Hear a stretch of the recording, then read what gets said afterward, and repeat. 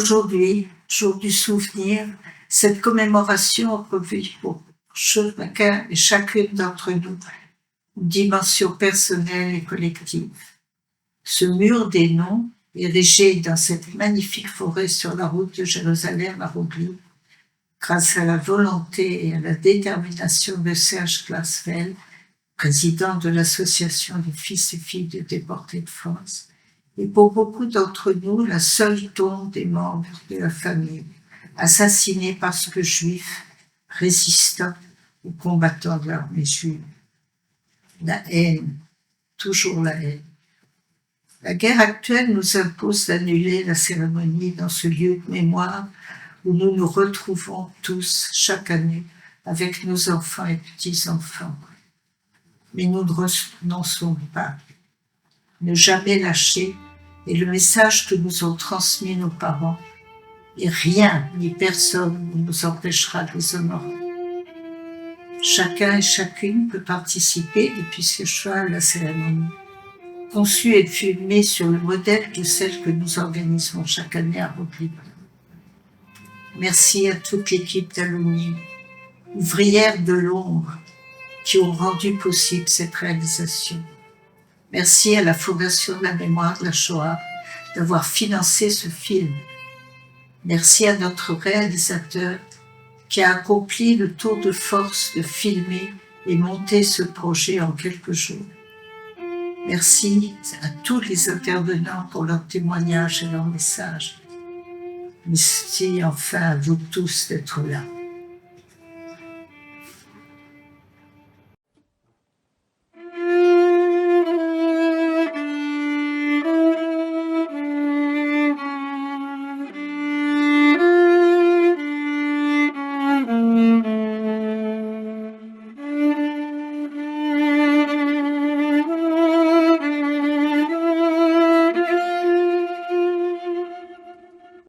Chères Françaises, chers Français, nous sommes tous réunis aujourd'hui par l'union et la force de nos pensées pour commémorer la disparition de nos 76 000 compatriotes de confession juive assassinés par le régime nazi avec la complicité du régime de Vichy. Leur vie brisée, leurs rêves anéantis, leur disparition est une double rupture. Une rupture pour notre civilisation humaine, une rupture pour notre tradition républicaine et démocratique française. Avec l'ambassadeur de France, Frédéric Journès, nous tenions à être présents aujourd'hui avec tout notre engagement, notre force, notre vigueur.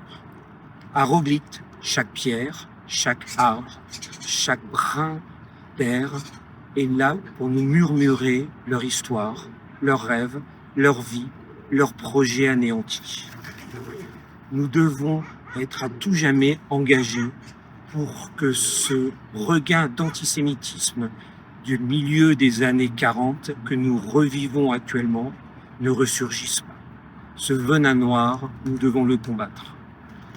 Nous tenions à être là aujourd'hui car nous avons certes 230 000 Français actuellement résidant en Israël, mais à côté de chacun de ces 230 000 Français, il y a à tout jamais ces 76 000 Français enterrés ou disparus en Europe qui sont avec une part de nous à Rogli, ici, en Israël. Leur histoire, leur nom, leur prénom, nous devons les faire vivre. C'est maintenant notre devoir.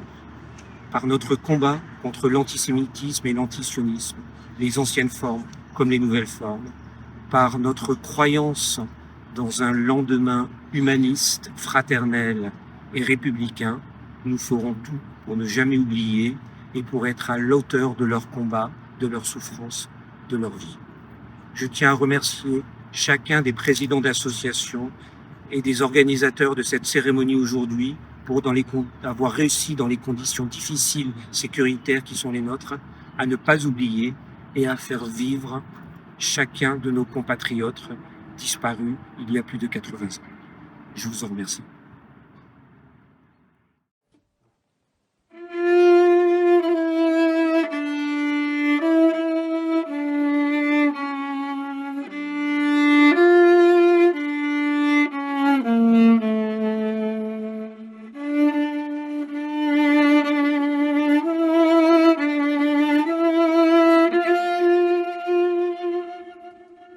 Eh bien, je suis très émue de devoir témoigner dans de telles circonstances. Et ces circonstances sont liées au moment de stress que nous vivons avec le déclenchement de la guerre en Iran. Et c'est difficile de parler dans des circonstances semblables. Nous avons déjà eu une première expérience en juin 2025. C'était beaucoup moins long, c'était beaucoup plus rapide. Mais comme apparemment le travail ne s'est pas terminé, donc il a fallu recommencer, et recommencer les angoisses, et recommencer dans les mamades, pour ceux qui en ont, ou dans les miklates. C'est une période de stress que nous vivons, et en particulier les enfants cachés pendant la Shoah en subissent les conséquences. Parce que le fait de descendre, d'aller dans les miklates, de se cacher, d'avoir la peur, la crainte de pouvoir sortir, parce qu'il y a une alerte de revenir, arriver à un certain âge, c'est très, très, très difficile. Je vois autour de moi la vie, elle continue pour les jeunes. Les jeunes continuent, les jeunes sortent. Et dès qu'il y a une alerte, ils savent partir très, très vite dans un abri, chose que personnellement, ma génération ne peut pas faire. Donc il y a tout un contexte qui fait que nous ne sommes pas très bien. Nous le vivons même, je dirais, très mal. Bon, mais allez, vaille, que tout se termine vite et bien. Je fais partie des enfants cachés d'Aloumim. Je fais partie de l'association Fils et filles de déportés juifs de France, président Serge Kalsen et représentante en Israël Valérie Spira. Valérie Spira, dont les parents, Robert Spira, Zironé Lebracha, Céline Spira, Zironé Lebracha, font partie de ma famille. Nous avons tant de souvenirs en commun. Nous avons tant eu d'échanges intellectuels, de rire, de connivence. Shlomo Balsam, lui, est devenu un grand ami à qui je dois beaucoup. Témoigner ce jour difficile, ces jours difficiles que nous vivons, me fait revenir à des souvenirs que j'avais en 1978. Pourquoi ? L'année 1978 paraissait l'ouvrage Mémorial de la déportation des Juifs de France, ouvrage de recherche de Serge et Beth Klarsfeld. J'ai découvert alors le nom de mon père, juif lituanien, Hillel Shosha, déporté par le convoi numéro 1 le 27 mars 1942 au camp d'extermination Auschwitz-Birkenau. Il n'est jamais revenu. Faisant partie de ce convoi numéro 1, le grand-père maternel de Céline Spira était dans ce même convoi du 27 mars 1942. Lui non plus n'est jamais revenu. Ce grand-père maternel de Céline Spira était un juif français. Mon père était juif lituanien, lui était juif français. Bernard Shemovitch et Hillel Shosha sont partis le même jour. Peut-être se sont-ils connus, peut-être se sont-ils parlé avant leur assassinat programmé. Paix en leur âme et qu'ils soient source de bénédiction. La plupart des enfants cachés vivant en Israël sont traumatisés depuis le 7 octobre, depuis le massacre. On ne sait pas comment définir. On ne sait pas si c'est définir un massacre, un pogrom, une Shoah, on ne sait pas. Les mots ne viennent pas, mais c'est vrai que nous sommes traumatisés à partir de cette date-là. Il y a un parallèle s'est fait alors à ce moment-là entre le sort de nos otages martyrisés, séquestrés, violentés dans les souterrains des tunnels de Gaza. Et nous n'arrivons pas à oublier, on ne peut pas oublier, et je pense qu'on n'oubliera jamais. Donc j'insiste sur le travail de recherche que fait Serge Klarsfeld. Le travail d'Aloumim, c'est un travail aussi extraordinaire, et on espère pouvoir travailler ensemble, continuer de travailler ensemble, mais le travail avec Serge Klarsfeld représente quelque chose à part. Serge Klarsfeld a beaucoup fait pour le travail de recherche. Il continue de faire. Il témoigne. Il fait un travail extraordinaire. Il sort régulièrement, tous les mois, le bulletin où il marque, où il y a des photos des représentations qu'ils ont faites, ce qu'ils ont dit, ce qu'ils ont essayé de transmettre. Et je dois dire que j'ai eu la chance, quand j'ai témoigné à Roglitz, sous une pluie battante à l'époque, je pense que tout le monde s'en souvient, on n'arrivait pas à parler. Et le seul moment où moi j'ai parlé, il y a eu un éclair. Ce qui veut dire qu'il n'y avait pas de pluie, il n'y avait rien du tout. J'ai pu débiter ce que j'avais à dire tout à fait bien. Voilà. Je vous ai dit ce que je pensais.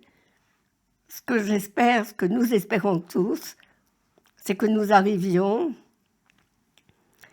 à retrouver une vie, je dirais, normale. Non, parce que depuis la recréation de l'État d'Israël en 1948, on n'a jamais eu une vie normale. On ne l'a jamais eu avant. On ne l'a jamais eu depuis 3000 ans. Depuis 3000 ans, c'est le cadeau qui nous a été fait par notre Torah et que nous devons continuer à lutter. Et nous avons toujours un point de ralliement qui est Alevaï, Am Israël, Chai.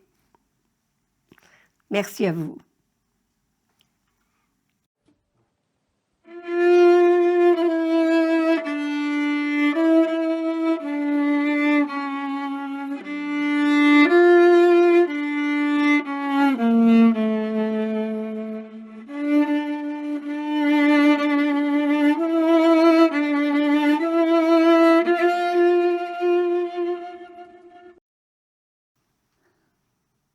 Chers amis, Chaverim Yekarim, le sujet choisi par Yad Vashem cette année est la famille juive pendant la Shoah.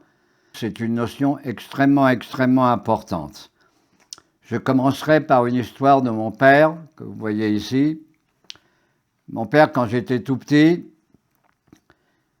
je me rappelle que le soir du Seder, il ne mettait pas une chaise vide pour Eliyahu Hanavi, pour le prophète Élie. Il mettait beaucoup de chaises vides. Et quand je lui ai demandé, mais papa, pourquoi tu mets tellement de chaises vides? Alors il m'a dit, c'est pour tous les membres de la famille qui ne sont pas revenus. Et ça, c'est dans ma tête. Après la Shoah, également, la notion de famille va être très importante. Mais la notion de la famille juive est très importante avant la Shoah, pendant la Shoah et après la Shoah. Avant la Shoah, beaucoup de familles commencent à se disperser. Ma famille, qui venait des petits villages autour de Cracovie, commence à se déplacer vers la France à cause de l'antisémitisme polonais. Certains arrivent même en Amérique dans les années 24-25, quand ce n'est pas encore fermé. Une partie même arrive en Palestine. Une partie s'en va dans différentes contrées, mais il reste en contact incroyable. Le nombre de lettres que j'ai retrouvées envoyées dans ces années-là est extrêmement important. Pendant la guerre, évidemment, les familles sont extrêmement dispersées, mais j'ai découvert que même pendant la guerre, des lettres continuent à être envoyées. Les liens familiaux continuent encore à être très importants, et j'ai retrouvé même des lettres jusqu'à 42, jusqu'à 1942, où on cherche à savoir qu'est-ce qui se passe avec chaque famille. Le rôle familial va changer entièrement. Des frères aînés deviennent les parents de leurs frères plus jeunes. Des enfants vont sauver leurs parents parce qu'ils savent où se cacher, ils savent parler mieux le français que leurs parents. Et c'est incroyable la révolution qu'il va y avoir. Ma famille était entièrement dispersée, notamment mon oncle, ma tante Sarah et mes 3 cousins, dont le petit cousin de 3 ans, dont je porte le nom, Salomon, ont été déportés dans 3 trains différents. Il y a 6 trains de France où les enfants ont été pris seuls. Qu'est-ce qui reste des familles? Comment on peut garder cette notion de famille? Mais après la guerre, commence un vrai problème. Jusqu'aujourd'hui, il y a des gens qui ne savent pas qui ils sont et qui cherchent encore leur famille. Il y a une femme à Haïfa, j'ai sans doute raconté déjà cette histoire beaucoup de fois, qui m'a demandé est-ce que je peux lui dire qui elle est. Je lui ai dit pardon madame, je ne comprends pas. Elle était bébé à Pithiviers, ses parents l'ont laissée sur le quai dans un panier. Ils ont été déportés, un brave paysan français l'a sauvée, l'a cachée et l'a rendue à Lauzet à la fin de la guerre. Elle connaissait son nom parce que ses parents ont mis un papier avec son nom et son prénom. Mais elle n'a jamais su qui sont ses parents. Et grâce à des archives, j'ai retrouvé et je lui ai dit qui étaient ses parents. Quand je lui ai dit ça, elle avait déjà 75 ans. Donc il y a jusqu'aujourd'hui des gens. C'est-à-dire que jusqu'aujourd'hui, on recherche encore des familles. 80 ans après, la notion de famille juive est encore très importante. Et pour terminer, je voudrais dire que dans l'association Alumim, des gens ont retrouvé des familles.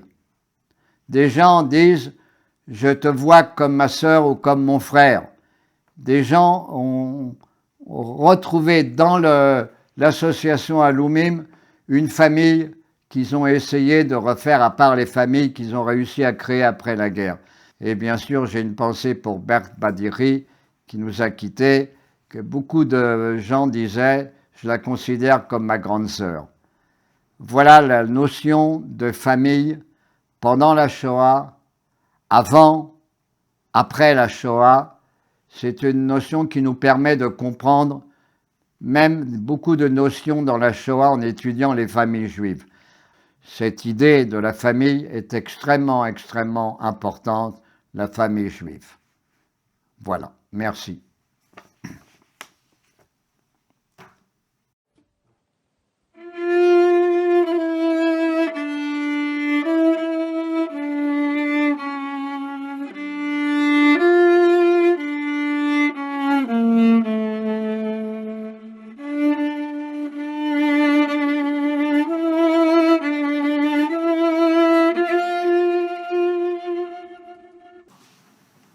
שמי חנוך כהן, אני גר בקיבוץ בעמק חפר ולומד בכיתה י"ב. סבא שלי, שיושב כאן לידי, נולד במאי 1941 בפריז, בשם דניאל הנרי לדנהיים. בארץ הוא נקרא דניאל אשל, ואנחנו במשפחה פשוט קוראים לו סבא דדי. הוריו, יתי ויוליוס, הגיעו לפריז מאוסטריה, והיה להם עסק מצליח למכירת פרוות. אחיו מרסל נולד 2 לפניו, אבל המלחמה פירקה את המשפחה. מדי שנה, ביום השואה, כל המשפחה שלנו, 3 דורות של יהודים ישראלים, מתכנסת ברוגלית ומלווה את סבא בטקס. מקשיבים לנאומים ושרים את שיר הפרטיזנים הצרפתים, ומתרגשים הדמעות, למרות שאנחנו לא מבינים חצי מהדברים. אחרי הטקס אנחנו עולים לאנדרטה. סבא מראה לנו את השם של אביו, יוליוס לדנהיים, תחת טרנספורט מספר 5, ואת השם של סבו, אליקים לדנהיים, תחת טרנספורט 50. אנחנו מדליקים נר לזכר כל אחד, ובינתיים הוא מספר לנו כיצד נלקחו למחנות מעצר בצרפת ומשם לאושוויץ, ואיך הוא ואחיו הוחבאו על ידי משפחות נוצריות וחזרו אליהם רק אחרי המלחמה. סבא, שהיה אז תינוק, יודע רק חלק ממה שקרה. הוא התבגר באנגליה, רחוק מאמו, וכמבוגר שמע ממנה רק מעט פרטים. היא דיברה גרמנית והוא לא. לפעמים הוא מוציא מהתיקייה הסגולה שלו מסמכים או תמונות, מדפדף בספר הגדול של סרג' קלאוספלד ונזכר בפרטים נוספים. בתחילת השנה, כשהתחלנו להתכונן למסע המסורתי לפולין, החלטתי שכשנהיה באושוויץ אספר לחבריי לשכבה על קורות המשפחה של סבי. לקחתי את דף העדות שהכנתי בשיחה עם סבא ותמונות שהיו אצלו. אבל מהרגע שהגענו לפולין, הרגשתי שאני לא יודע מספיק. בין עדכונים על מה שלומי ואיך אני מסתדר עם הקור והאינטרנט, התמלאו התכתבויות הוואטסאפ עם ההורים בשאלות. מתי בדיוק אבא של סבא נלקח? מתי נשלח לאושוויץ? מה קרה לאליקים? כך, לאורך המסע, התחלנו לאסוף מידע. חיברנו שברי זיכרונות ופיסות מידע שהיו לסבא, עם תאריכים ותיאורים שמצאנו באינטרנט, והצלחנו להרכיב עוד חלקים בפאזל. את הסיפור על סבא שלי, חלק אחד משואת יהודי צרפת, שבבית ספר לא למדתי אליה, ועל המסע הפרטי שלי בעקבותיו במסגרת המסע לפולין, אני רוצה לספר כאן. נחזור להתחלה. דניאל, סבא שלי, נולד ב-26 במאי 1941 בפריז. את זה ידענו. אפילו תעודת לידה יש לו, אבל הוא לא תמיד מוצא אותה. ידענו גם שעוד לפני שנולד, אביו כבר נלקח למעצר. אבל במסע שלי גילינו שזה קרה פחות משבועיים לפני כן. ב-14 במאי 1941 זומנו כ-3,700 יהודים מפריז בעלי אזרחות זרה לאזורי כינוס על מנת לבחון את מצבם. יוליוס ליידנהיים, סבא רבא שלי, היה ביניהם. באזורי הכינוס נלקחו הגברים למחנות מעצר שונים. יוליוס נלקח לבון לרולן, מחנה מעצר שרק אז הוקם. סבא מספר שהוא נלקח לשם כדי לבנות את הצריפים. מרסל, האח הגדול, זוכר שהם ביקרו את האב במחנה. סבא שלי לא זוכר דבר. במשך שנים הוא חשב שאבא שלו כלל לא ידע על קיומו.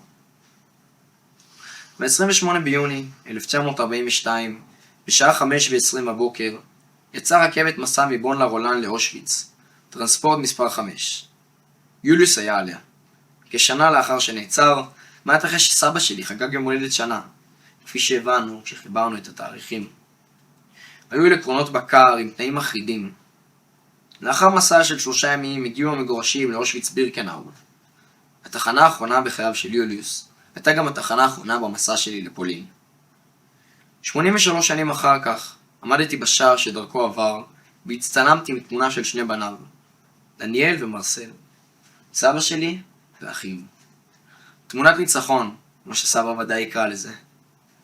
על ידו של יוליוס נחת המספר 43241. 87 גברים שרדו מאותו טרנספורט. יוליוס לא היה ביניהם. העדות האחרונה על חייו עם ה-15 באוגוסט 1942. על אליקים, סבא של סבא שלי, לא ידוע לנו כמעט דבר. ידוע לנו שהוא יצא מדרנסי במרץ 1943 בטרנספורט מספר 50. טרנספורט שכפי שגילינו נשלח למידניק.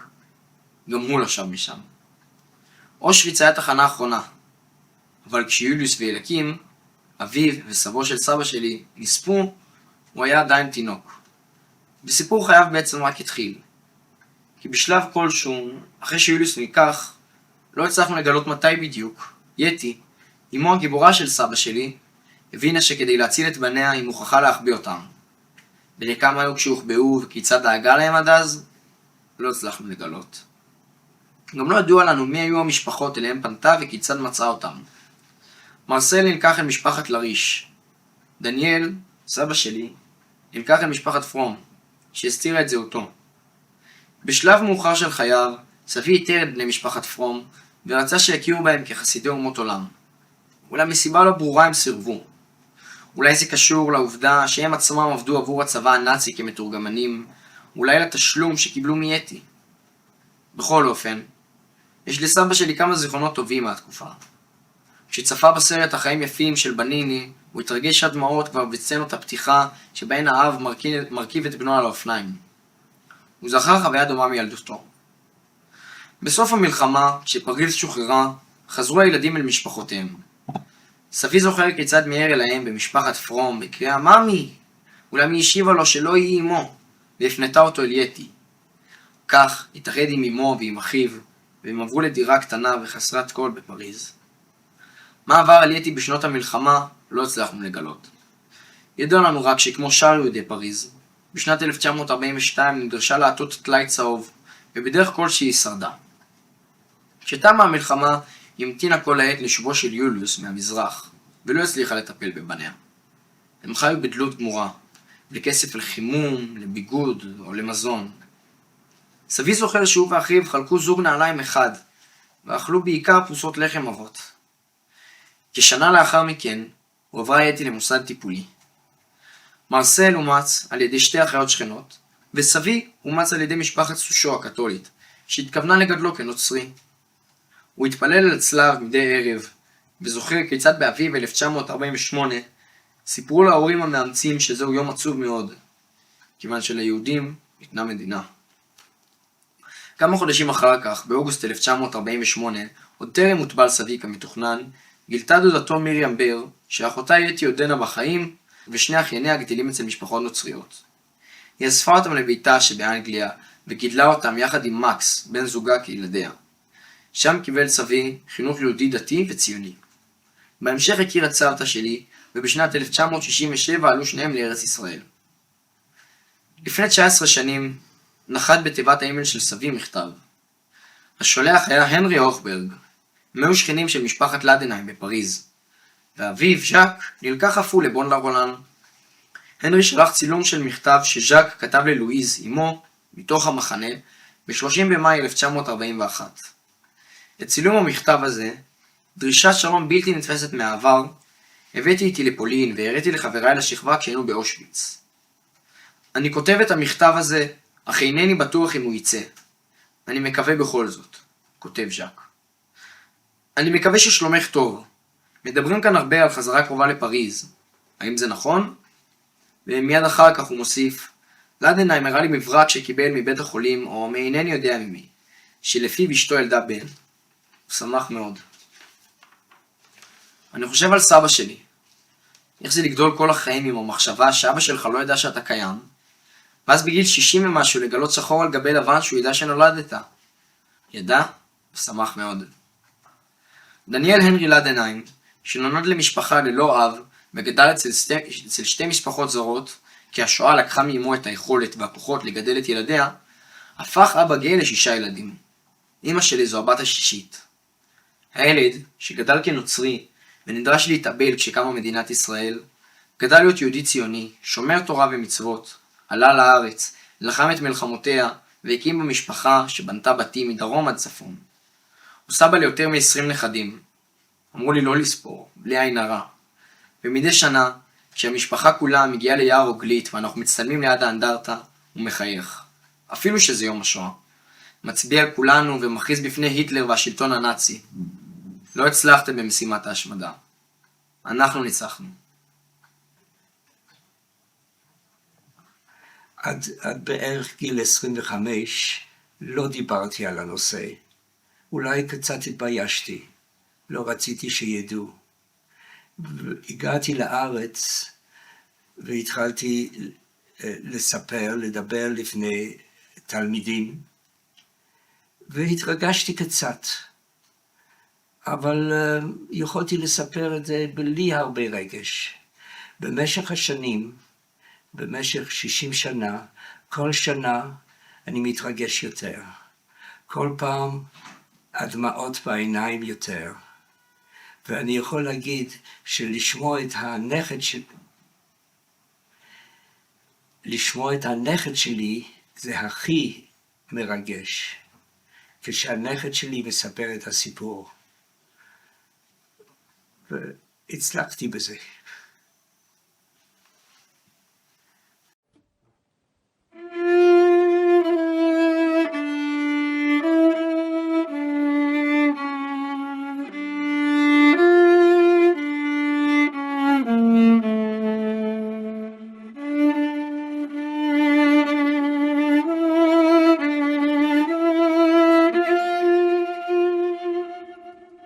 הצוואה של קסטור.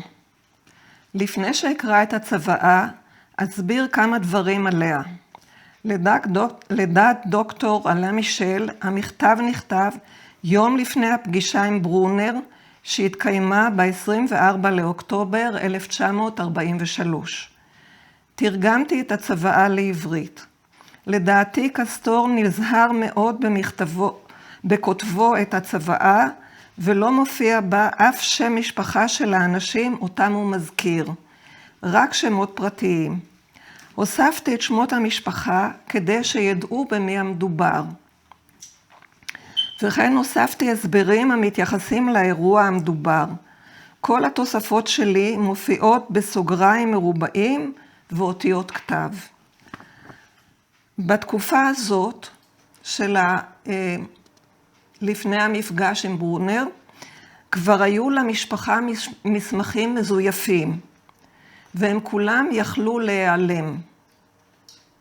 אלוויס ברונר, הצורר הנאצי, גירש למחנות המוות את יהודי וינה, סלוניקי, תראקיה ומקדוניה, וכן את יהודי ניצה וצרפת. לאחר שנמלט מצרפת, השלים את גירוש היהודים בסלובקיה. משם נמלט לסוריה, ושם היה על הכוונת של המוסד, אבל לא נתפס. עכשיו אני אקריא את הצוואה. דינו יקרה, ברונר רוצה להיפגש איתנו, והוא יבוא מחר למשרד של לוז'יף. אם הפגישה הזאת תהפוך לצרה, ייתכן שחלק מאיתנו יצטרפו לפרנונד. כאן מדובר על פרנונד מוסניק, שהיה ראש הצופים בפריז, נתפס ונספה. אני ממשיכה למכתב. אני כותב לך את המכתב הזה כדי שיעבירו לך אותו אם אתפס.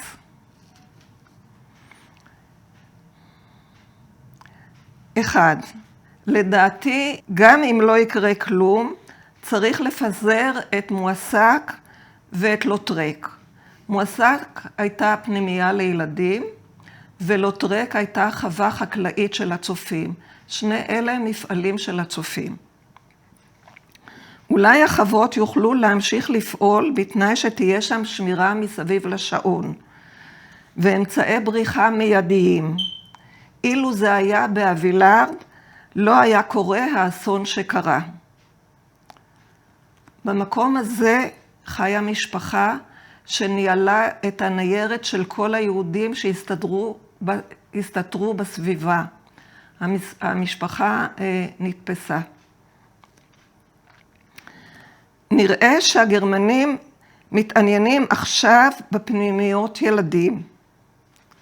2. כמובן, את ואמא והילדים צריכים להיעלם. 3.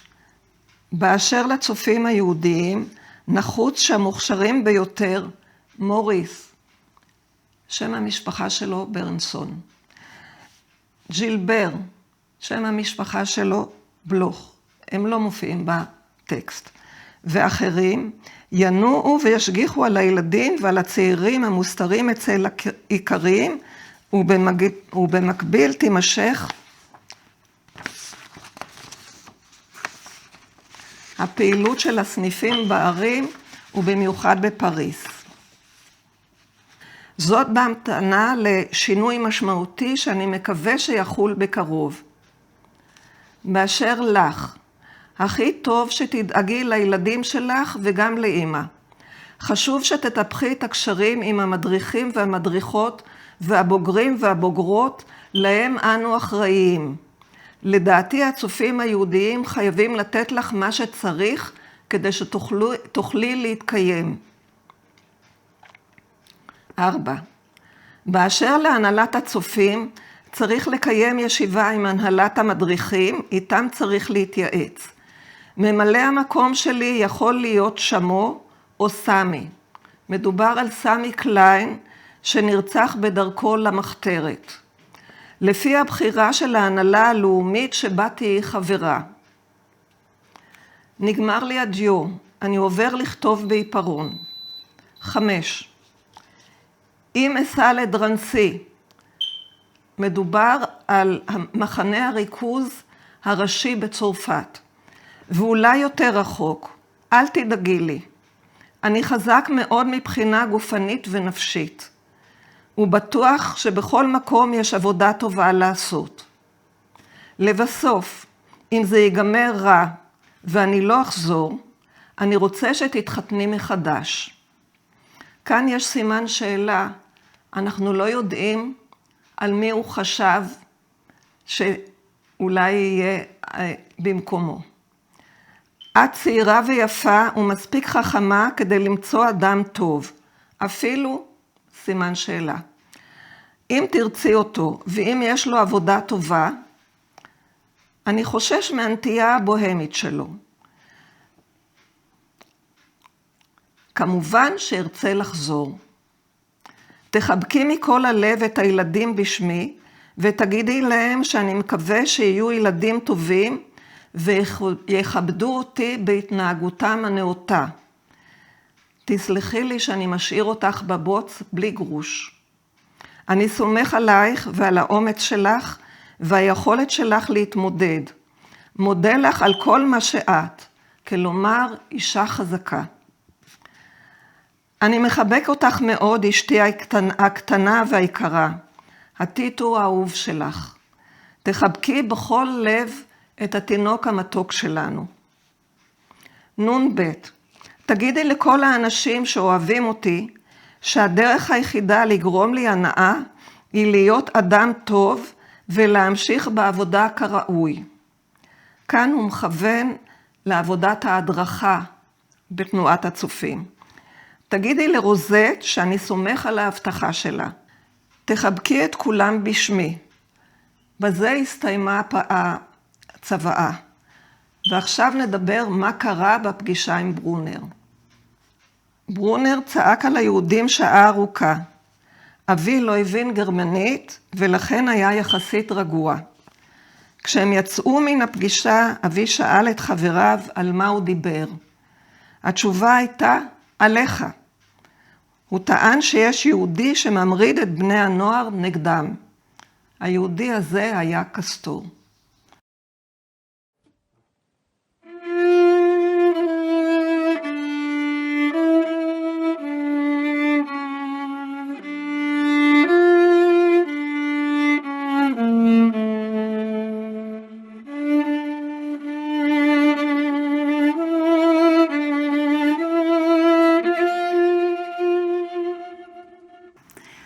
Bonjour, je voudrais vous parler d'un projet de l'association Alumim qui s'appelle les Zikaron Bassalon.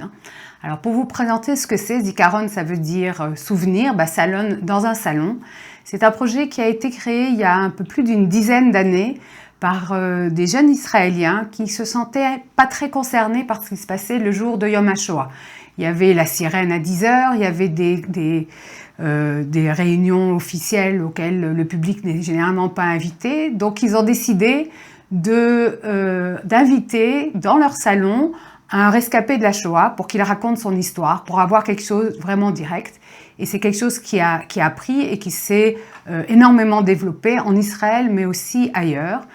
Et donc, avec Alumim, nous essayons de permettre à des associations, à des privés, d'organiser, donc généralement la veille au soir de Yom HaShoah, c'est Zikaron Bassalon, de leur trouver des enfants cachés qui viennent chez eux ou dans un local d'une association, etc., parler de ce qu'ils ont vécu. Et c'est très important parce que c'est une façon différente de voir l'histoire, de comprendre la Shoah.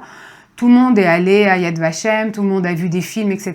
Mais quand vous êtes en face d'un témoin qui l'a vécu, quand il vous montre une étoile jaune que vous la tenez en main, quand il vous montre des bons d'alimentation, des choses comme ça, c'est une réalité qui prend forme de façon tout à fait différente. En plus, lors de ces soirées, c'est vraiment des échanges. Le témoin parle, raconte son histoire, mais après la parole est donnée à tout le monde et il y a des échanges de questions. Il y a d'autres personnes dans le le public qui raconte aussi son histoire, leur histoire, de leurs parents, de leurs grands-parents qui n'ont jamais raconté, etc. Et c'est vraiment quelque chose de très important. Ce qu'il faut savoir aussi, c'est que donc, grâce à Alumim, on peut le faire en différentes langues, puisque nos enfants cachés parlent généralement le français, souvent l'hébreu, certains aussi l'anglais. Hein. Donc ça permet vraiment de toucher un grand public. Une chose aussi que je voudrais dire, c'est que depuis le 7 octobre et les événements que nous avons vécus, généralement ces rencontres ont un peu changé. Il y a les histoires, la façon de raconter l'histoire a changé et les nouvelles générations sont très intéressées par l'histoire de résilience de ces témoins directs. Parce que en Israël, depuis 2 ans et demi, on vit une guerre, c'est compliqué. Et les témoins, nos enfants cachés, arrivent à nous raconter comment est-ce qu'on s'en sort aussi après. Quelle est la possibilité de faire une nouvelle vie, de vivre avec effectivement des traumatismes, hein, c'est difficile, mais donne vraiment beaucoup d'espoir aux jeunes générations et c'est très important de continuer donc ces rencontres qui se font en Israël, un peu dans toutes les villes. Pour finir, je voudrais lancer un appel. Si vous êtes un enfant caché, si vous êtes un témoin de cette période, ou si vous voulez parler de l'histoire de vos parents, de vos grands-parents, n'hésitez pas, vous pouvez contacter Alumim et nous vous mettrons en contact avec des associations et des personnes qui cherchent des témoins.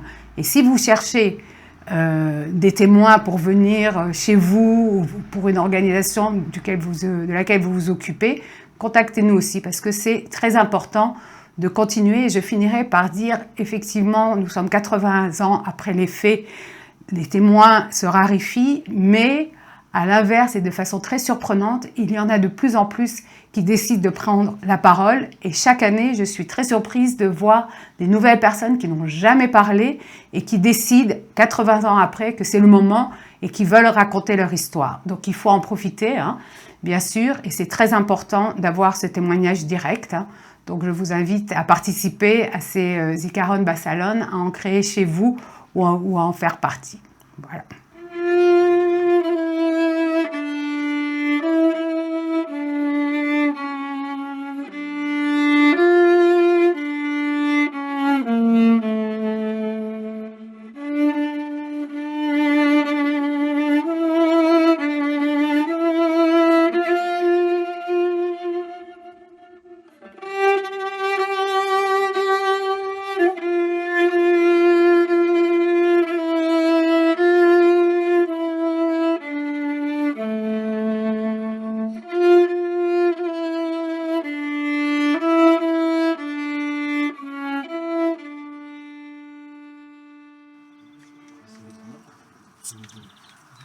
אלה מלא רחמים, שוכן במרומים, הבצע מנוחה נכונה על כנפי השכינה, במעלות קדושים טובים, כזוהר רקיע ומזהירים את כל הנשמות של 6 מיליוני היהודים, חללי השואה באירופה ובצפון אפריקה, שנהרגו, שנשחטו, שנשרפו ושנספו על קידוש השם בידי המרצחים הגרמנים הנאצים ועוזריהם משאר העמים. לכן בעל רחמים יסתירם בסתר כנפו לעולמים, ויצרור בצרור החיים את נשמותיהם. אדוני הוא נחלתם, וגן עדן תהיה מנוחתם, ויעמדו לגורלם לקץ הימין, ודומה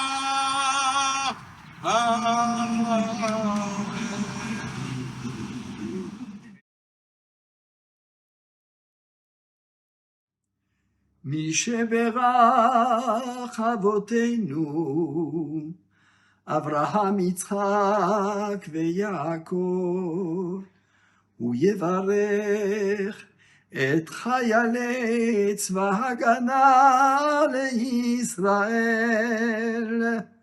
העומדים על משמר ארצנו, וערי אלוהינו מהלבנון ועד מדבר מצרים, ומן הים הגדול עד לבוא הערבה ביבשה, באוויר, בים ובכל מקום שהם. ייתן אדוני את אויבינו, הקמים עלינו ניגפים לפניהם.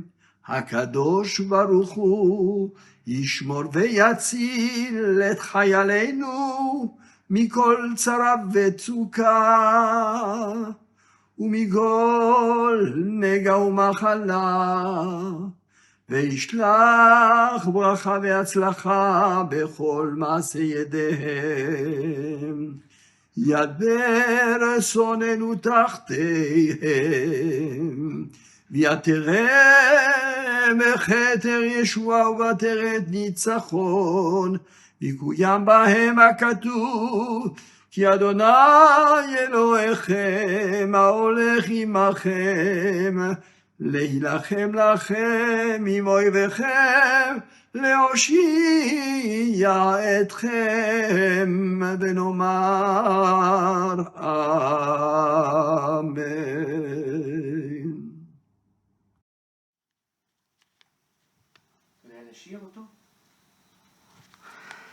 יתגדל ויתקדש שמי רבה, בעלמא דברה חיותי והמליך מלכותי, ויצמח פוקרני ויקרא משיחי, בחייכון ובמיוחון וחיי דכל בית ישראל, בעגלה וזמן קריב, ואמרו אמן. יהי שמי רבה מבורך, לעולם ולמי עולמיה, יתברך וישתבח ויתפאר ויתרומם ויתנשא ויתהדר ויתעלה ויתהלל, שמי קדושה בריחו, לעילה מכל ברכתה שירתה תושבחתה ונחמתה, דאמירם בעלמא ואמרו אמן. יהי שלמה רבה מן שמיא, וחיים עלינו ועל כל ישראל ואמרו אמן. עושה שלום במרומיו, הוא יעשה שלום עלינו ועל כל ישראל ואמרו אמן.